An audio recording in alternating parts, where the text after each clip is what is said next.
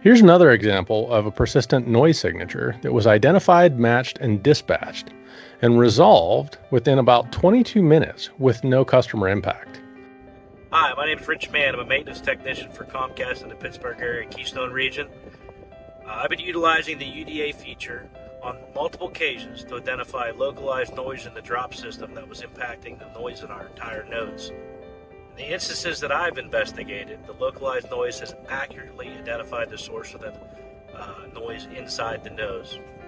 It has allowed me to go straight to the source of noise, saving time and countless customer interruptions to identify and resolve the sources of the noise. Thanks, Rich. Here's another example of a persistent noise impairment that was identified and resolved with no customer impact quickly and efficiently.